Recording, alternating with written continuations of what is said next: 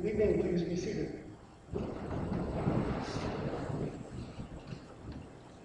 If you have a cell phone in your pocket and it's on, take it out and turn it off, please.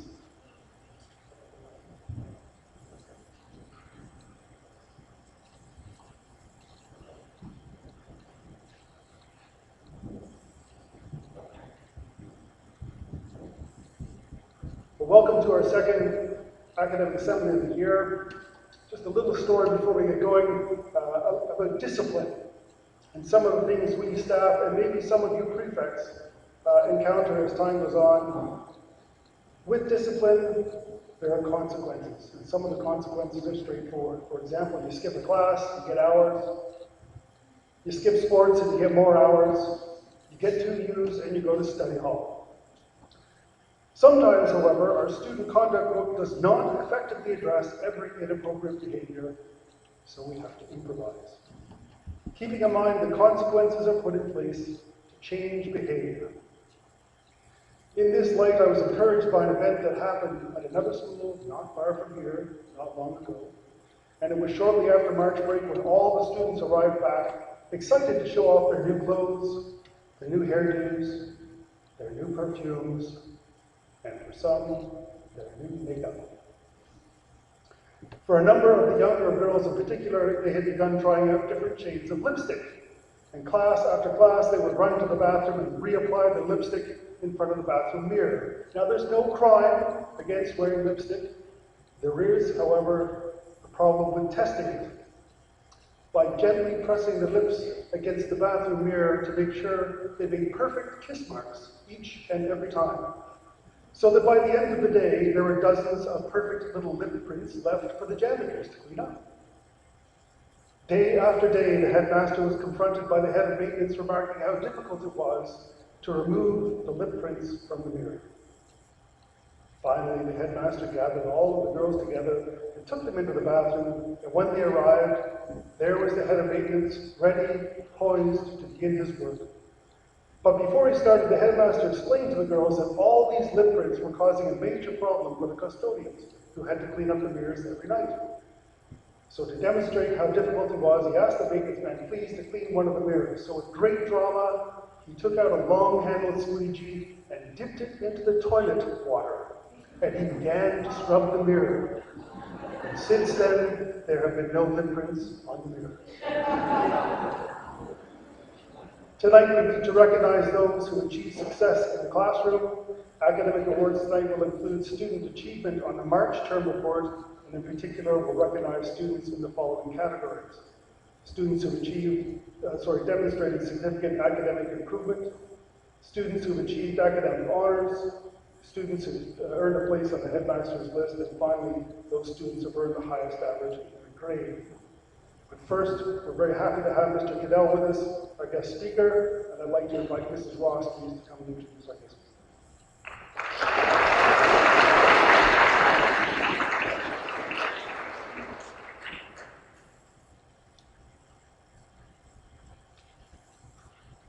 I felt like taking it out like this, like most men do, but if I'm not a man, I decide to do my own thing. Anyhow, good evening, everybody. It's my pleasure to introduce Andrew Cadell. He has a very impressive bio, so let's start with the fact that his current role is as Senior Policy Advisor for Global Affairs in Canada. He joined the department in 2001 and has served in the United Nations Trade and Policy Divisions, as well as being posted in Delhi, India. He holds a master's degree in journalism and a BA in political science from Carleton University, and he is fluently bilingual. He worked at the World Health Organization in Geneva and served with UNICEF in Geneva, Dhaka, Bangladesh, and Skopje, Macedonia. In Canada, he was an advisor to ministers in the governments of Canada and Ontario, and to the opposition leaders in Quebec and Newfoundland. He was a town councillor in the town of Montreal West and has been a candidate for office in Ontario and Quebec. He began his professional life as a broadcaster in Ottawa, Montreal, Quebec City, Calgary, St. John's, and Corner Brook, and Geneva. He has been published in several Canadian newspapers and has written books on international politics and hockey. He has cycled most of Canada, climbed in the Rockies, and played semi-pro American football in Europe at the tender age of 45. He is married and is the father of 3 children, and his wife is sitting right in the front row, as I was earlier. Mr. Cadell, aka Andrew, and Mr. Ross, aka Doogie, have known each other since they were about 10 years old. It's evident from the introduction that Mr. Cadell has a very impressive resume. Nonetheless, there are 3 characteristics which Mr. Ross wanted me to bring attention to. Mr. Cadell is community-minded, he cherishes and nurtures his friendships, and he is a family man. And these are the true measure of his success. Our guest speaker, Mr. Andrew Cadell.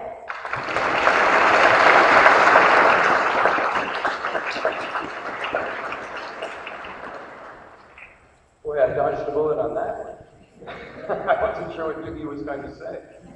Well, I should say bonjour, bonsoir, et merci. I should probably say ni hao and buenas noches and every other single language that you go guten Abend, if there's any Germans here.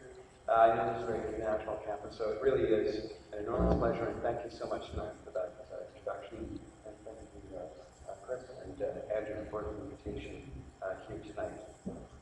I'm proud to say that Doogie and Joanne are lifelong friends. Their friendship has always been enduring and very supportive. And it's a special pleasure to be with you tonight. Now, when I was a student in first year university, about 1 million years ago, when dinosaurs walked the earth, I had an interest in foreign affairs and politics. Now, in that era of extensive airfares and limited international travel, it seemed as if pursuing foreign interests was like going to the other side of the moon.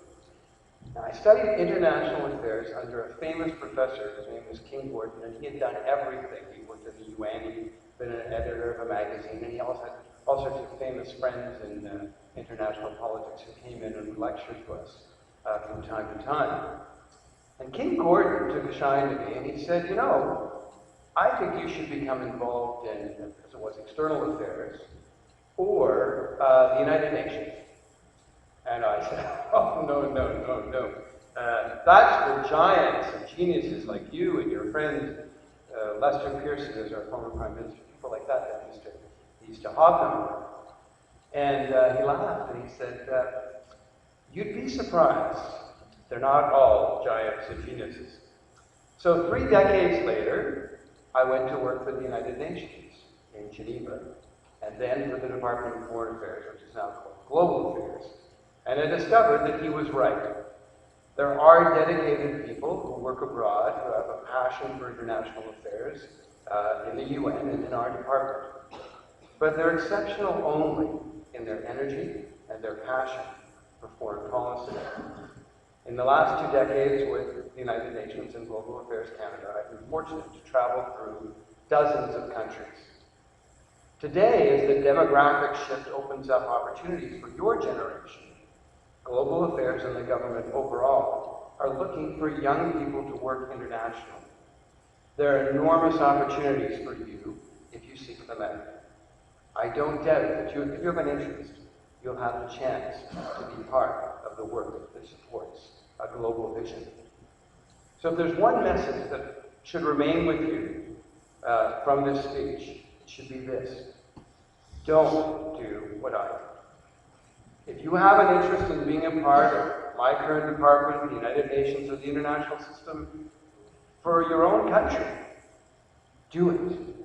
Have confidence in yourself, and don't wait 25 years to find out that, or discover that that was where you belonged all along. But today I want to talk about international affairs, but I also want to talk about the values of sportsmanship and what you can learn from the field of play or the rink that should stay with you all your lives. So I know sports is a very important aspect of your studies here. And I thought I would quote from my book, not to not selling the book, but there's a lot about Dookie Ross in that book. So I thought I would talk about some of the stories or mention one of the stories that from the book about hockey heroes, hockey rinks, fans, parents, and the kids who play the game. And there is a story about a championship team that Dookie and I were members of more than half a century ago.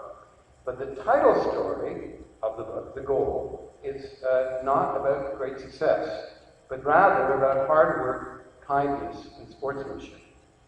You see, I was a goaltender, which meant I was the player on the team who couldn't skate. And although I was not a bad goalie after a few years, the year I was 11 years old, and Dookie's dad, Mr. Ross, was my coach, we lost every game. My forwards and defensemen were really great players, but they failed to gel as a team, and I faced countless breakaways. Now, hockey is a team sport, so you know what happens when you don't play as a team.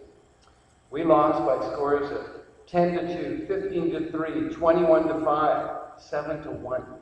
It was disheartening. One player scored about 100 goals on me, and his name was Dane Bailey.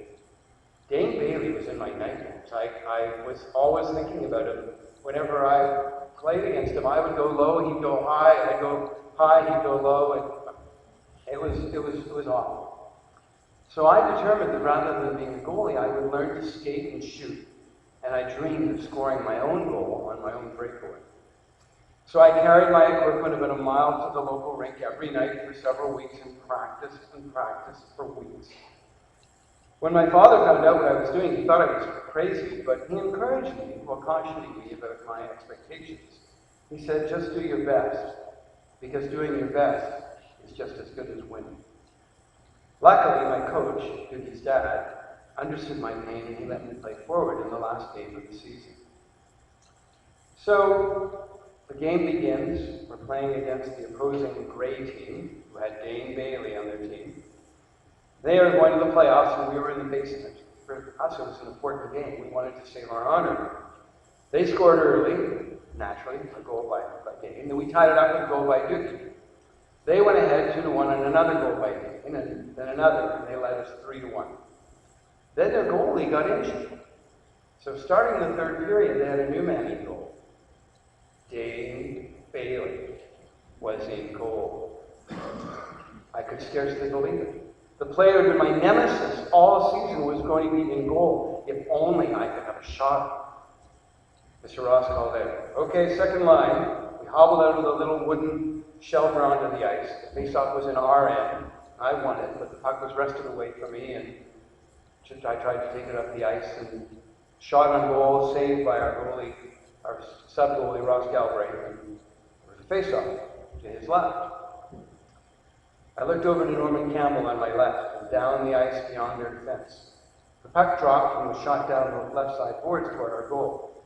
Norman stopped it, then laid it up on the left side at a slight angle, so the puck bounced off the boards, gently towards center ice.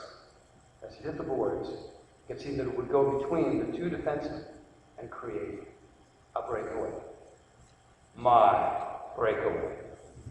I was already in pursuit. When I passed the blue line, I was within reach. Just after the red line had ground, the defenseman behind me was just a memory. I was heading for the net. I shifted to the right side to get a clear shot across the blue line as I had practiced so many times before, and looked up to see Dane coming out to cut the angle.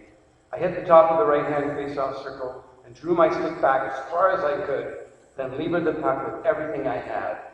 My wrist flexed, and then I let it go. There was no sound. The puck didn't hit a blocker or a glove.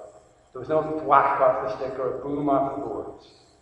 The puck hit the mesh, left hand, top shelf, high on the stick side. Very quietly. I didn't have to hear the crowd roar to know I scored. I knew I scored. My teammates jumped on top of me in the corner of the rink, and when I got up, I could see Dane's head a little low, and I almost felt sorry for him. I went over to Norman, and I said, great pass. Went back to the bench, and Mr. Ross gave me a pat on the back. We didn't score another goal, and the game ended 3-2. It didn't matter.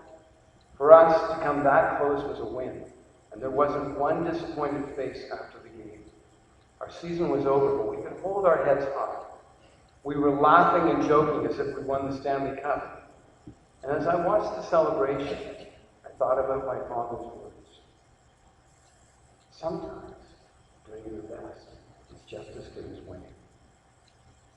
So sport teaches us a lot about ourselves and about life and achieving our goals.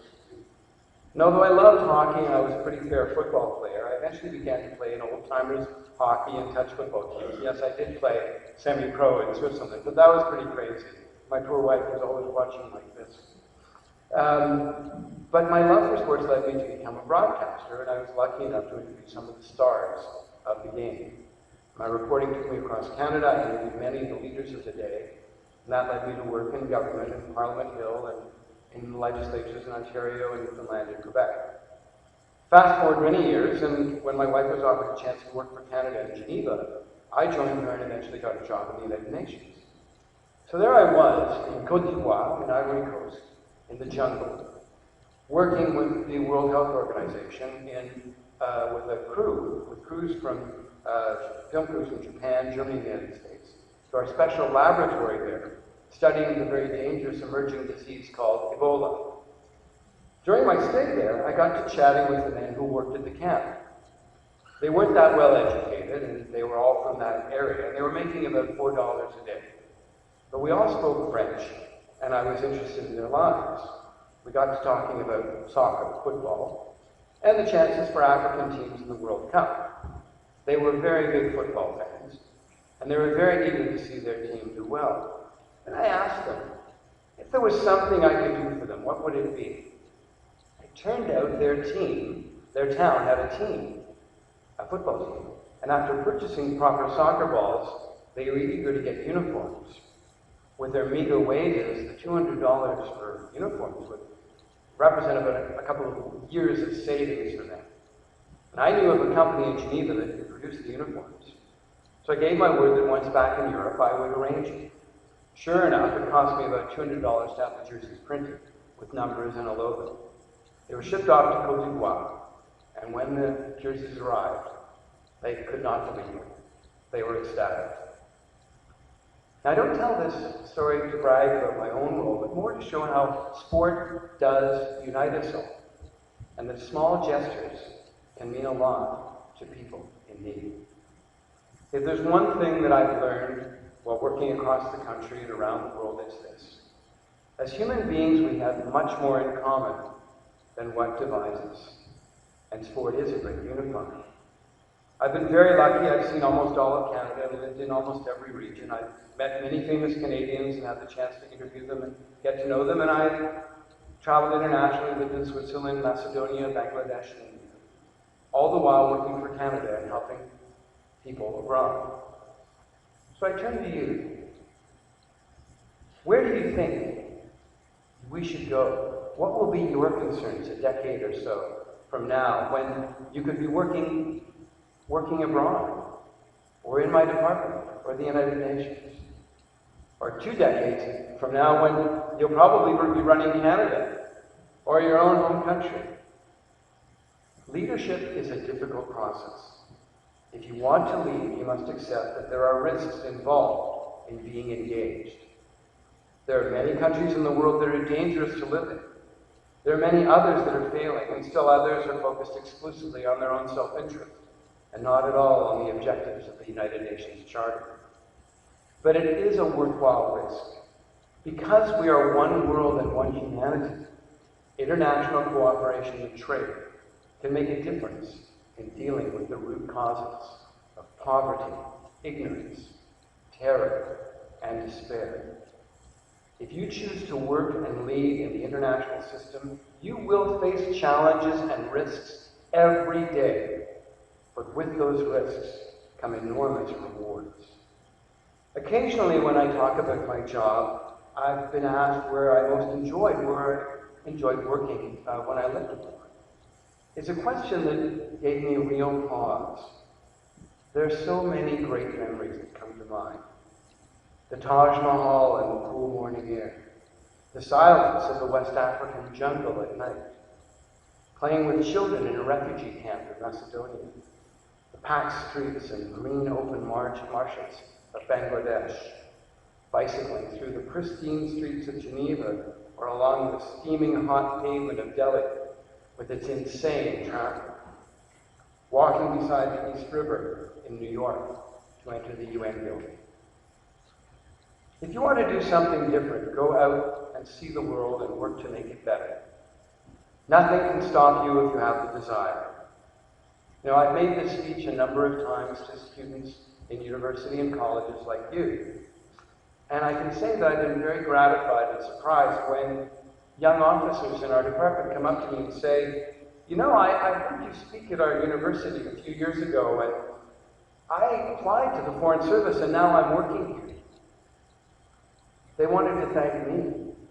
My inclination was to thank them for letting me know I made a difference. For the time being, you're here at Stanstead to share, to learn, to discuss, to think about the future, your future. I hope when each of you looks back on this academic year and your experience here, you'll say that it was a time of great inspiration, perspiration, fun, fellowship, and achievement for each one of you. And that your sporting experiences and achievements prepared you well for later life. This awards night can be a landmark in your young lives, lives that have the potential to be marked by great accomplishment and purpose. So be confident in yourselves and in your goals, for confidence is the key to success. That and hard work. And remember that doing your best is sometimes just as important as winning. Thank you for the opportunity to speak to you tonight. Good luck with your studies and in your academic year, as well as in your future studies and in your careers in the years to come. I want to wish to all of you my sincere hopes for a future filled with promise and success for each one of you, for my beloved country, Canada, and for your own, and for the extraordinary world we all share. Thank you.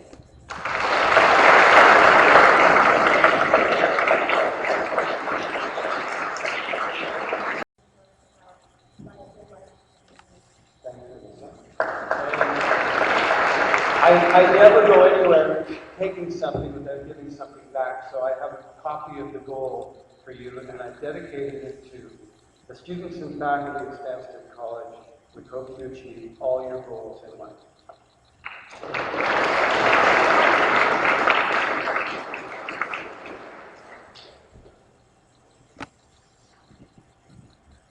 Thank you very much, Miguel. Lovely words of wisdom.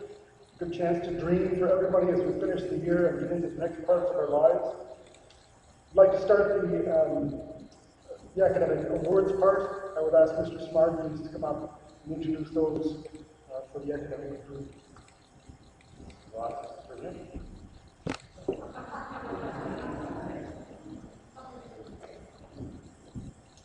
Academic improvement certificates are awarded to students who have improved their average by more than 5% from term 1 report to term 2 report and have not received any unsatisfactory effort ratings throughout any report in both terms.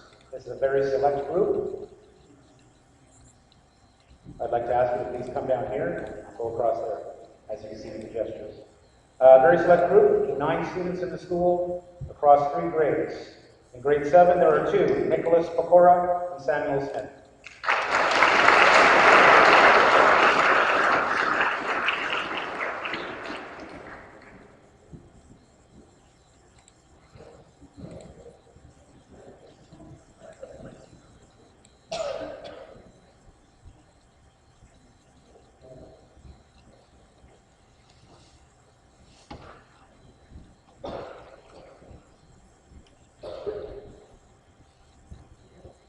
In grade 10, there are 6.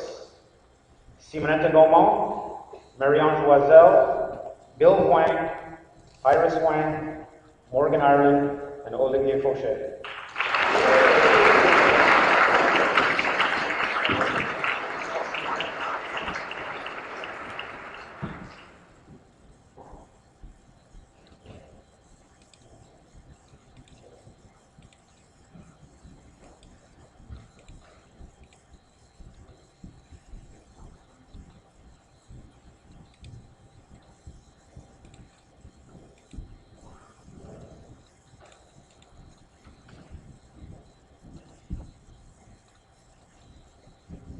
And the final candidate in grade 11 is Elliot Poulin.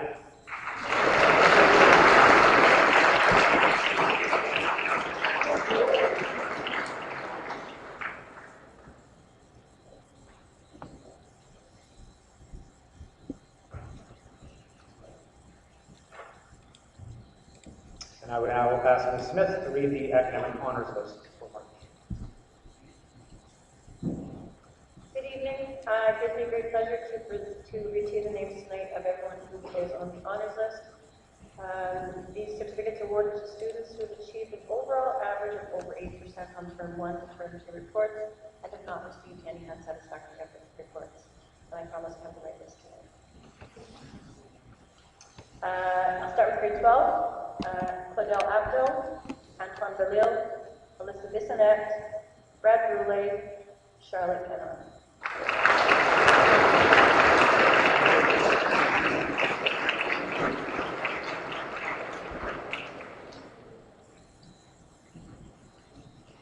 Matthew Chan, Christopher Clegg, Philip Ford, Shifu Guan, Raphael Lamouravagar.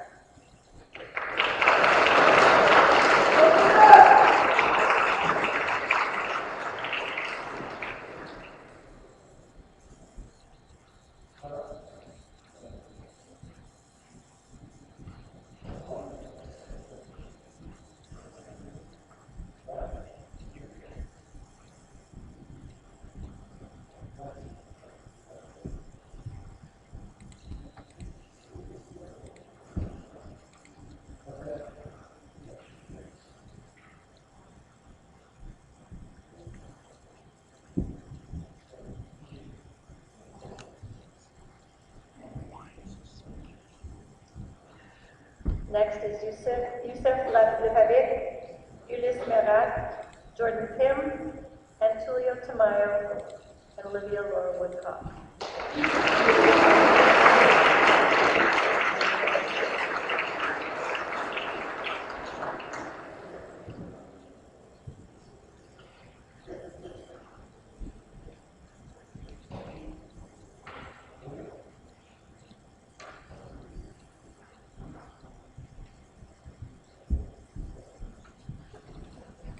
And the last two in grade 12 are Devin Wang and Zirin Wang.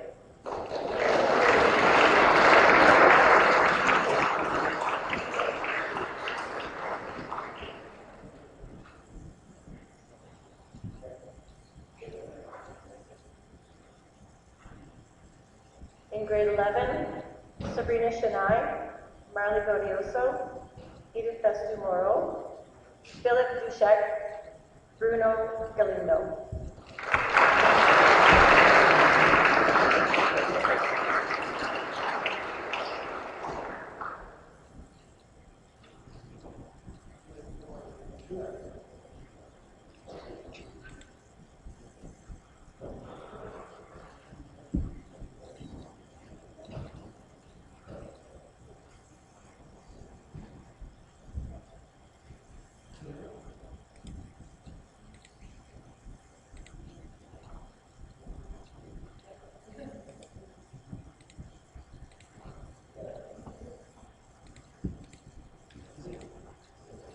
Taylor Grattan, Julia Guo, Devin Heffernan, Jaja Ma, Callista McNichol, Elizabeth Reyes, and Becky Shen.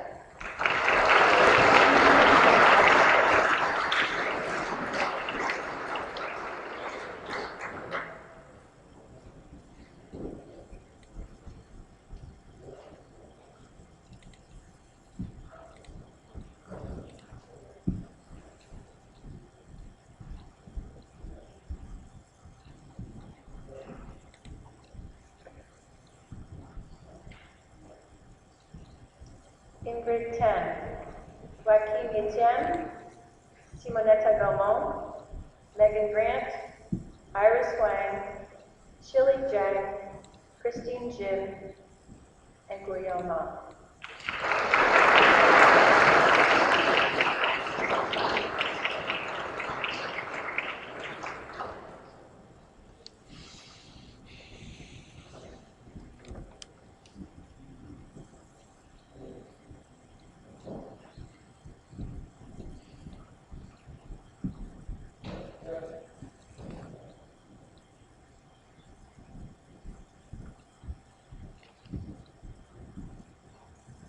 Dixon Leung, Marie-Ange Loisel, Jessica Lozano-Schmidt, Maud Poulain-Labelle, Chloe Van Dyke, and Mike Chang.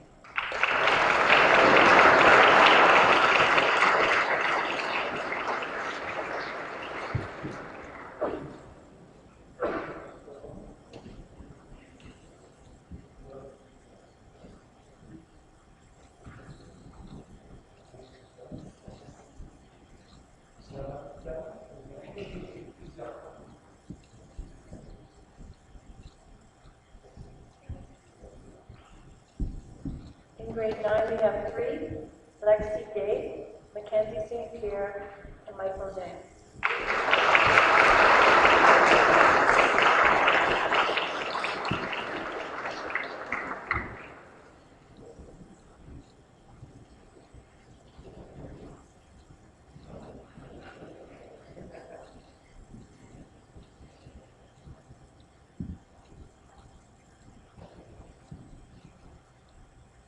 In grade 8, Lucan Baton, Anna Rosie Gallardo, Hide Kaga, Banam Nguyen, and Sumomo Susuta.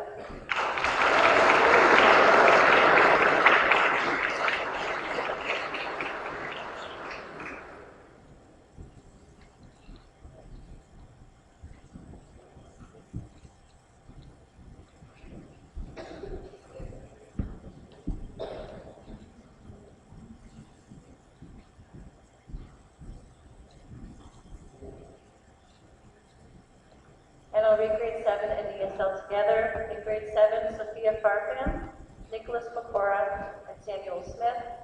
And our 2 ESL students are Lynn Lee and Candace Tang. Congratulations.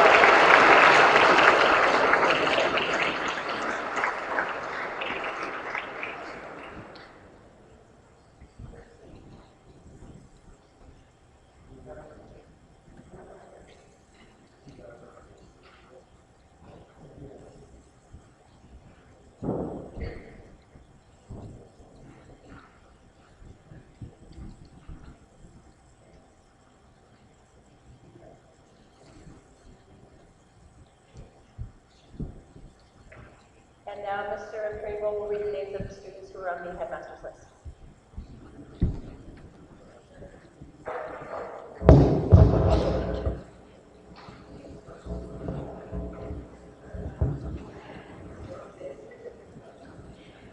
Its list certificates and academic pins are awarded to students who have achieved an overall average of 85% on term reports and have not received any unsatisfactory ratings throughout the term. In grade 12, Hélène Ann, Lara Cooper, Trevor Wang, Ginger Jamour, William Lawrence, Vincent Martel, Shengbo Wang, Susanna Wolf, et Yan Hao Yang.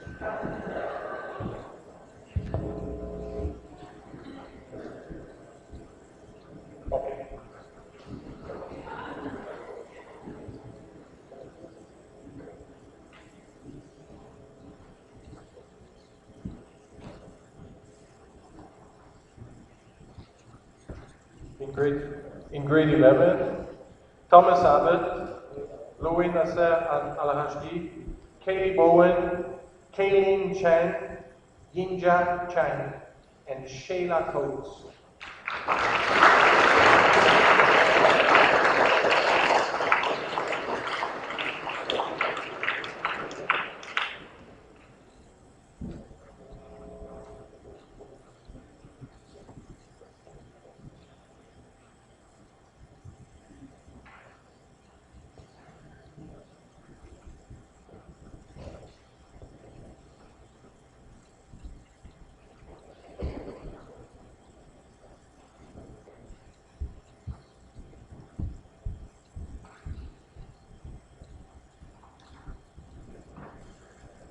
Still in grade 11, Maya Daigle, Samuel Degrasse, Stéphanie Desjardins, Chan Pei, Ryan Horvat, and Misha Kubashek.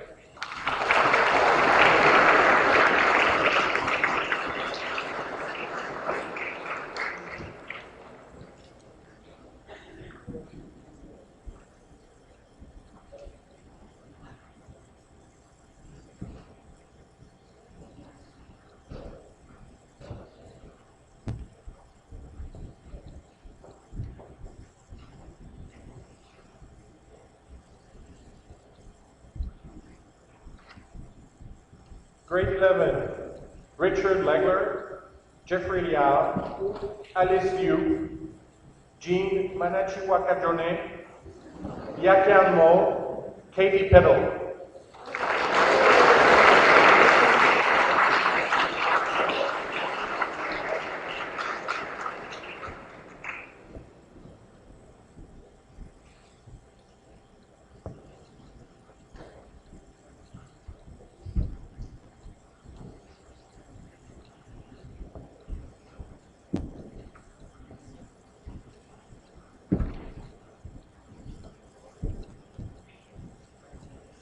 And finally, in grade 11, Anna Smith, Guillermo Sperotto, Yehan Tu, Amy Wu, and Mikael Zari.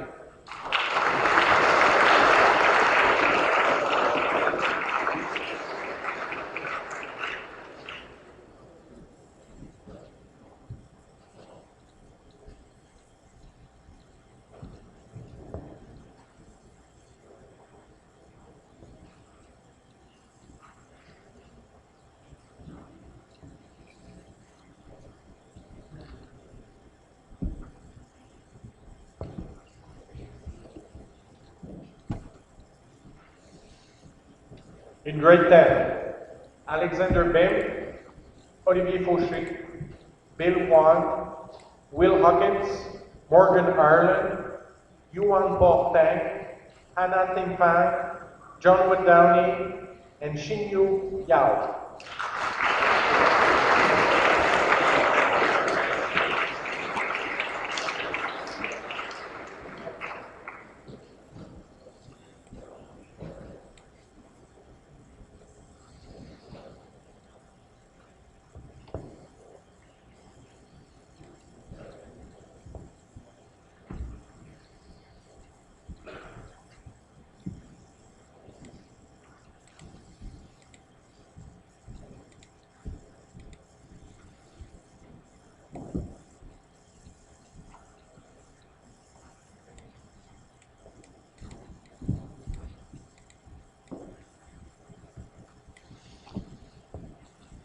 In grade 9, Alison Barlow, Patricio Flores, Olivier Daniel, Amanda de Grasse, Henry Azi.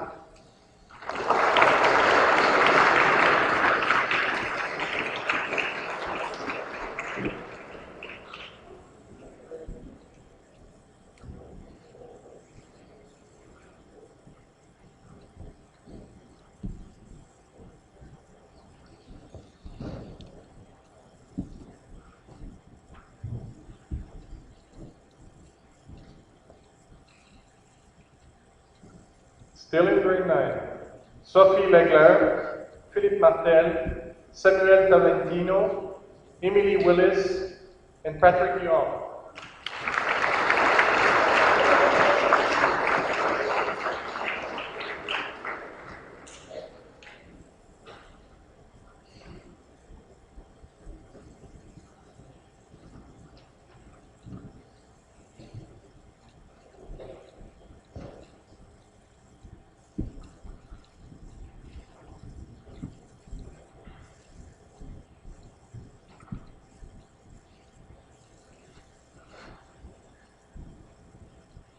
In grade 8, there is one recipient, and it's Andrew Bouchard.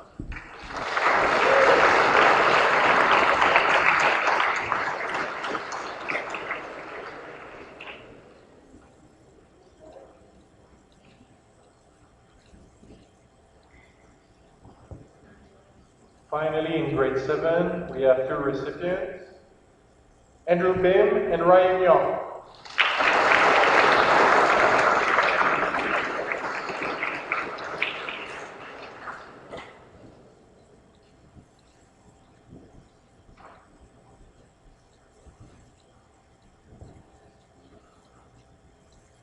Now I would like to invite Mr. Simard to give the names of the highest term average for March 2016.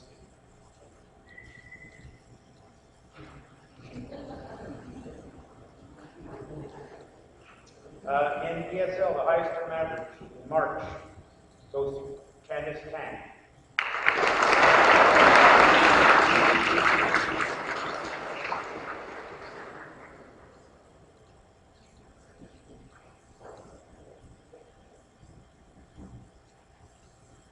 She's coming in grade 7. He's not here, but I'll announce the winner is Andrew Bim.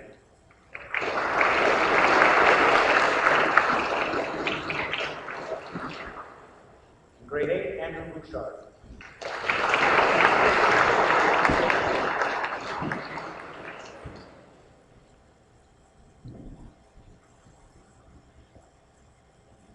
In grade 9, Sophie Ledler.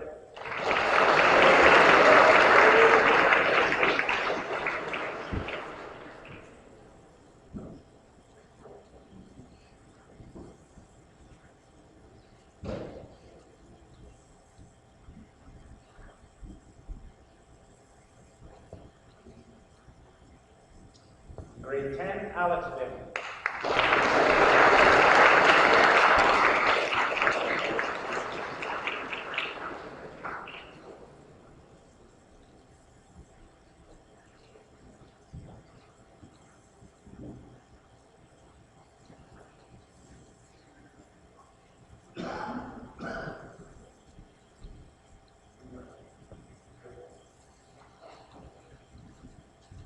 Grade 11, Loy Arashki.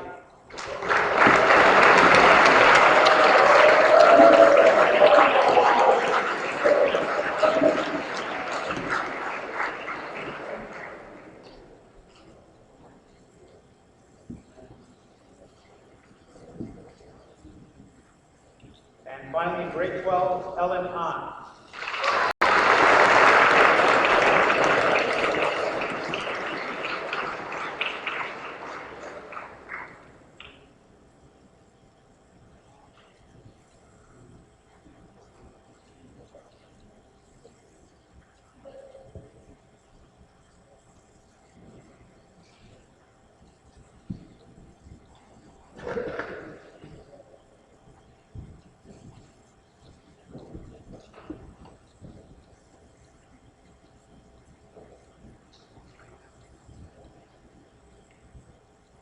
I'd like to take the time now to thank all of the teachers here for your dedication, for your efforts, and your unending support to ensure that every student here reaches his or her potential. Thank you so much for all your time and effort. Well done.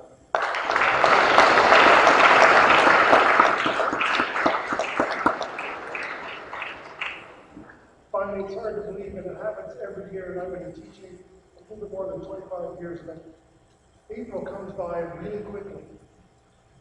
There are 8 weeks until final exams. With the inspiration that Mr. Goodell has given us all, now is time to do your best, to get stuck in, to make the time your own. Good luck with everything you do this term. Work hard. Thank you so much. Have a good night. Please stay.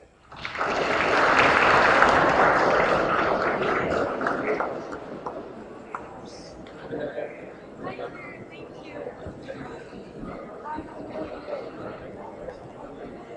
you.